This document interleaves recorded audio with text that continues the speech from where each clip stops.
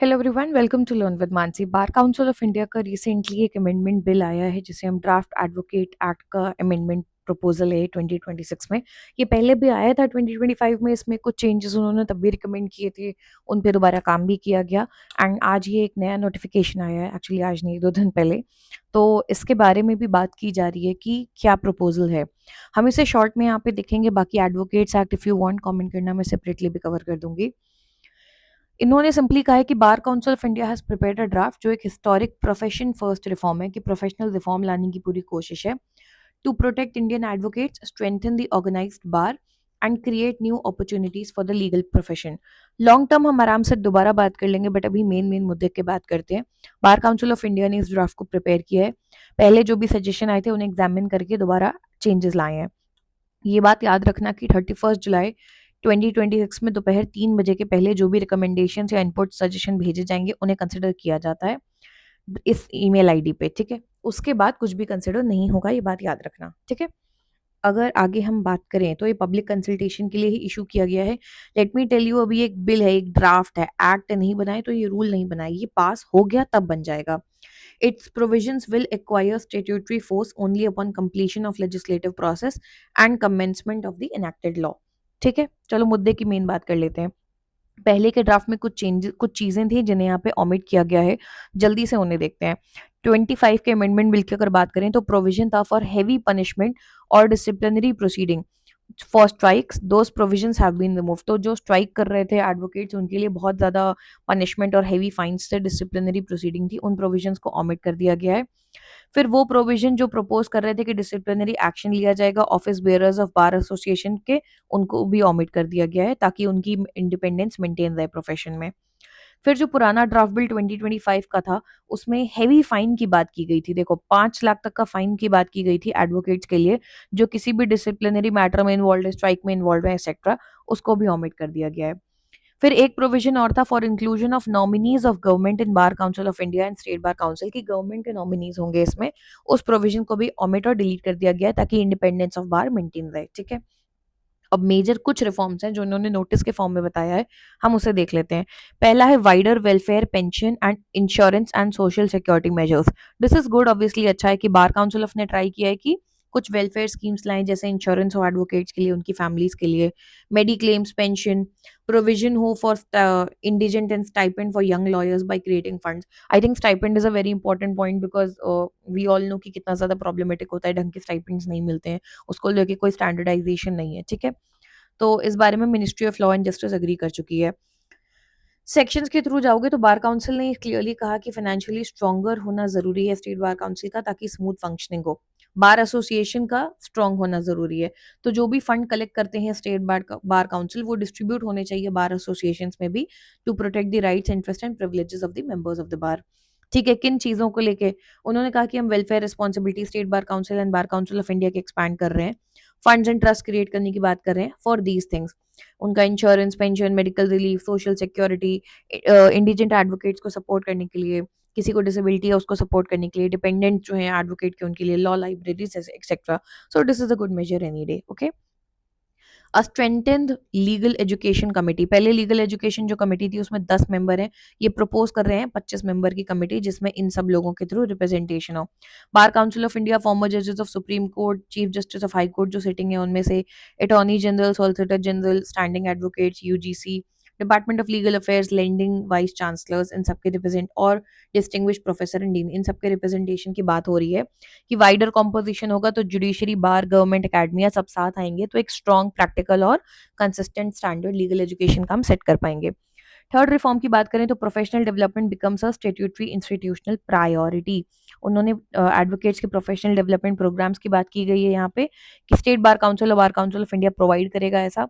इस केस के कॉन्टेक्स्ट में स्पेशली ये बात हो रही है अजय विज केस में। ठीक है, किन चीजों को लेके these programmes can create structured opportunities किन एरियाज में, new legislation, constitutional practice, commercial and corporate law, arbitration and mediation, technology, artificial intelligence, cyber law, digital evidence, taxation, insolvency, international legal practice, trial and appellate advocacy etcetera.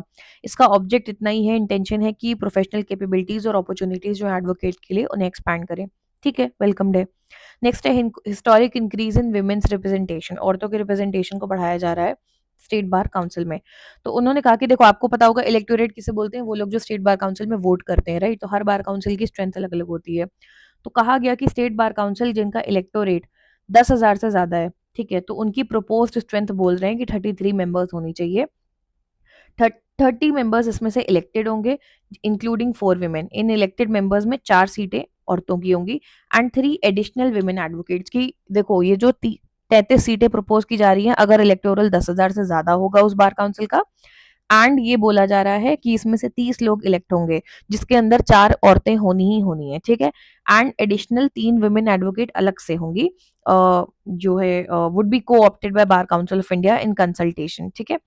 State bar council की बात करें, जहाँ पे जो electorate है 5,000 से ज्यादा है पर 10,000 से कम है। इस वाले में 10,000 से ज्यादा था, इसमें 5 से 10,000 है। इसमें प्रपोज कर रहे हैं 21 मेंबर्स की स्ट्रेंथ, ठीक है, जिसमें 19 मेंबर्स इलेक्ट होंगे including 3 women and 2 additional women advocates अलग से को ऑप्ट होंगी। एंड थर्ड इज जिनकी इलेक्टोरल स्ट्रेंथ एक्सीडिंग 10,000 है, प्रपोज स्ट्रेंथ 33 मेंबर्स है। अच्छा तुम बात कर चुके हैं, ठीक है। तो पर्पस क्या है इसका? अनरिप्रेजेंटेड एरियाज को रिप्रेजेंट किया जाए। क्या हुआ था प्रेजेंट इलेक्शन जो हुए थे स्टेट बार काउंसिल में, Maharashtra and Goa bar council के, तो state of Goa totally unrepresented था, ठीक है। सेम चीज सिस्टर स्टेट्स ऑफ असम में भी हुआ, झारखंड में भी हुआ, संथल परगना डिस्ट्रिक्ट का रिप्रेजेंटेशन ही नहीं हुआ। तो वो इंश्योर करने के लिए कि हर जगह का रिप्रेजेंटेशन हो, which is a good thing. Deserving women who are unable to contest but are able to contribute। बहुत सारे ऐसे डिजर्विंग women कैंडिडेट्स हैं जो इलेक्शन कॉन्टेस्ट नहीं कर सकते, सिचुएशंस ऐसी हो जाती हैं या उतना कैंपेन में पार्ट नहीं ले पाते, बट वो एलिजिबल हैं, कंट्रीब्यूट काफी कुछ कर सकते हैं, तो उनको इस सिस्टम में लाने के लिए senior and young energetic women advocates of supreme Court and different high court district court जो कंपीटेंट हैं बट इलेक्शन में कभी पार्ट नहीं लेते, ठीक है। तो इसके लिए लेकिन कंपलसरी है कि आपका नाम अपीयर होना चाहिए इलेक्टोरल रोल में उस कंसर्न स्टेट बार काउंसिल में। स्ट्रेंथन स्टेट बार काउंसिल की बढ़ा रहे हैं, यही बात है, ठीक है। अगला है bar association receive express statutory recognition and protection. ये भी इंपॉर्टेंट है। जो प्रोपोज्ड अमेंडमेंट है सेक्शन 6 के लिए, वो एनेबल कर रहा है स्टेट बार काउंसिल को to strengthen the functioning of bar association and safeguard the rights privileges and interest of their member advocates, ठीक है, कि बार एसोसिएशन को और स्ट्रॉन्ग करना है।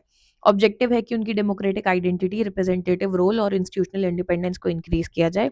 इसका पूरा इंटेंशन है कि कोऑपरेशन बढ़े bar council of India, state bar council and bar association में। किस लिए बढ़े? एडवोकेट्स के राइट को प्रोटेक्ट करने के लिए, वेलफेयर की इंप्लीमेंटेशन के लिए, professional development, representation of local concern, institutional assistance और भी चीजें हैं, ठीक है। तो ओवरऑल ठीक है। इन्होंने ये भी बोला है कि पर्पस हमारा क्लियरली यही है, to empowering major for bar association and their members. अगला है enrolment fee and important protection for deserving categories. अब ये सबसे बड़ा कंट्रोवर्शियल मुद्दा है, ठीक है। Gaurav Kumar versus union of India case जो 2024 में डिसाइड हुआ था, उसको लेते हुए कोर्ट्स में बेसिकली बात ये हो रही थी कि अब बात हो रही है जो स्टेट्यूटरी फी है एनरोलमेंट की, उसको रिवाइज करने की बात की जा रही है, ठीक है। पहले क्या होता था, 750 रुपीज जनरल कैंडिडेट के लिए, 125 SC ST के लिए होता था, और ये पैसा तय हुआ था 1993 में। तो कोर्ट का कहना है कि और भी रिसेंट केसेस में कि इन्फ्लेशन रेट के हिसाब से ये पैसा बढ़ाना जरूरी है। आई कैन अंडरस्टैंड पैसा बढ़ाना जरूरी है, क्योंकि आप ओवरऑल जो भी आपका स्टैम्प ड्यूटी सब कुछ मिला के आप देते हो ठीक ठाक पैसे, पर इतना ज्यादा अमाउंट बढ़ाना डैट इज प्रॉब्लमेटिक। अब ये बात कर रहे हैं 18,000 स्टेट बार काउंसिल के लिए, 4,500 बार काउंसिल के लिए। आप इसे जोड़ोगे तो ये बनता है 22,500 आपका एनरोलमेंट, ठीक है। इसके अलावा स्टैम्प ड्यूटी एक्सेट्रा अलग से। तो जो स्टेट्यूटरी फी प्रेजेंटली है एडवोकेट्स एक्ट में, वो बहुत सालों पहले 1993 में तय की गई थी, और ये प्रेजेंट स्केल के हिसाब से सेट नहीं बैठती। उन्होंने बोला ये फीस बढ़ाएंगे तो इनसे क्या सपोर्ट होगा?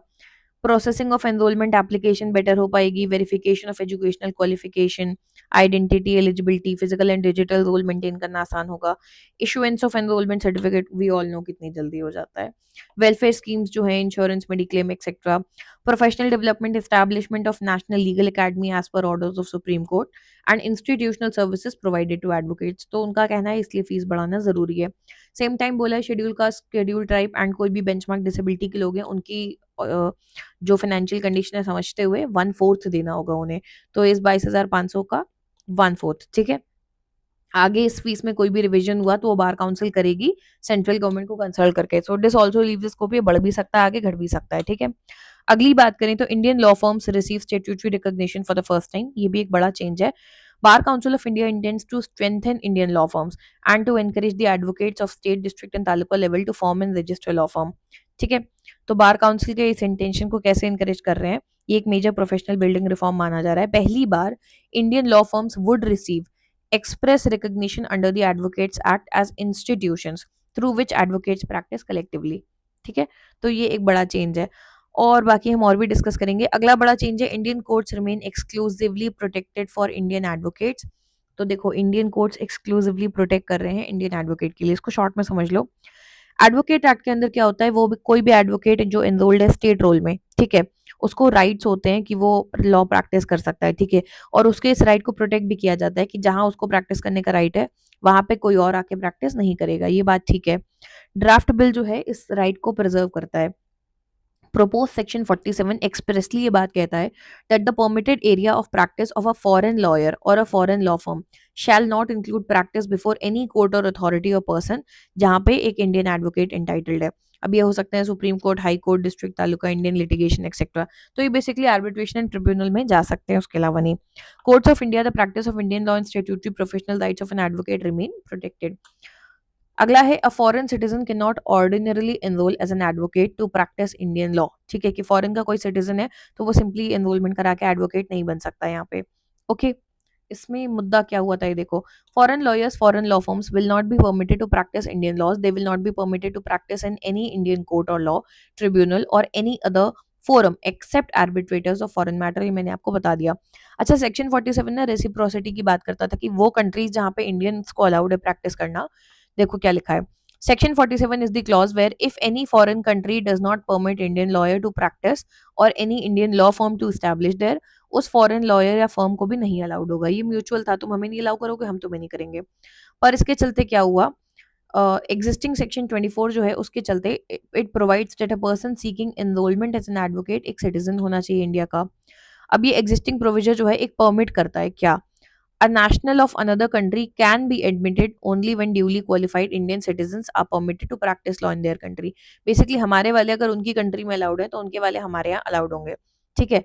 Even under this present law एक foreign citizen has automatic right to enrol. Basically अगर हमारे वाले एडवोकेट को वहां अलाउड है तो वहां वाले को यहाँ है, तो हम उसे राइट दे रहे हैं, वो एनरोल करा के प्रैक्टिस कर सकता है। अब इस प्रोविजन के चलते हुआ क्या, रिसेंटली दिल्ली हाई कोर्ट ने डायरेक्ट किया था bar council of India and state bar council को एक कोरियन सिटीजन को एनरोल करने के लिए कि वो इंडिया में प्रैक्टिस कर सकता है। बार काउंसिल ऑफ इंडिया ने इसे अपोज किया बट क्योंकि लॉ क्लियर नहीं था तो उसे रोक नहीं पाई, ठीक है। अब इसके चलते एक फ्लड गेट खुल गया, अब लोग कोरिया, भूटान, नेपाल, बांग्लादेश कहीं से भी आएंगे, ठीक है, जो यहाँ पढ़ते भी हैं इंडिया में, अब वो बोलेंगे हमें यही एनरोल करना है। तो बार काउंसिल ऑफ इंडिया ने प्रपोज किया है कि नहीं, सिटीजनशिप इसमें वो रहना चाहिए। उन्होंने कहा इस प्रोविजन को ओमिट करो, इंडियन सिटीजन क्राइटेरिया होना चाहिए। Registration of a foreign lawyer is not enrolment as an Indian advocate. आप रजिस्टर्ड हो बट फॉरेन लॉयर हो तो, पर इसका मतलब ये नहीं कि आप हमारे स्टेट बार में एनरोल्ड हो। Central government approval provides an additional safeguard, इसमें सेंट्रल गवर्नमेंट का अप्रूवल भी लगेगा तो वो एक एडिशनल सेफ गार्ड है। The draft is therefore not merely an amendment of an enactment passed more than 6 decades ago. ये एक प्रोफेशनल फर्स्ट रीस्ट्रक्चरिंग है, बहुत बड़ी, ठीक है। एंड जो इसका एक्सक्लूसिव कैरेक्टर है वो advocate control legal practice protected रहे इसीलिए है। बाकी लोग अपने सजेशंस 31 के पहले 3 बजे तक पहले भेज सकते हैं। अमेंडमेंट बिल देख सकते हो, मोर और लेस आपने एडवोकेट्स एक्ट पढ़ोगे तो उसमें देखें डेफिनेशंस दिए होते हैं बहुत सारे, ये आपको वैसे भी पढ़ना चाहिए अपने एग्जाम के लिए। हम मेन बात करते हैं, जैसे हमने भी बात की थी professional development programme, fund, trust, law, library, ये सब आप देख चुके हो, अभी हमने पीछे बात की थी, ठीक है। इसको पॉज करके आराम से पढ़ सकते हो, पीडीएफ टेलीग्राम ग्रुप में पढ़ा है, वहां देख भी सकते हो। ये वो है जो हमने बात की थी विमेन रिप्रेजेंटेशन को लेके भी, और ये फीस को लेके, sorry, this is for the enrolment fees, जो हम बात कर रहे हैं कि कंट्रोवर्शियल हो रहा है थोड़ा कि इतनी ज्यादा फीस आप एक साथ कैसे बढ़ा सकते हो, ओके। इसके अलावा लॉ फर्म के रजिस्ट्रेशन, ये एक बहुत बड़ा चेंज है। एंड बाकी और भी चेंजेस हैं, but what do you have to say about this, what do you think, क्या कैसे चेंजेस हैं, क्या इसमें सही है। And if you have any suggestion then make sure कि आप उसे ज़रूर भेजें। And firms and councils, bar association, ज़रूर इस बारे में बात करें, तभी जो आपके हिसाब से सही चेंजेस हैं उन्हें सपोर्ट मिलेगा, और जो प्रॉब्लमेटिक हैं उन पे आप डिस्कशन कर पाओगे, उन्हें रुकवा भी पाओगे और चेंज करा पाओगे। For more such update do subscribe to the channel and stay tuned. Bye bye.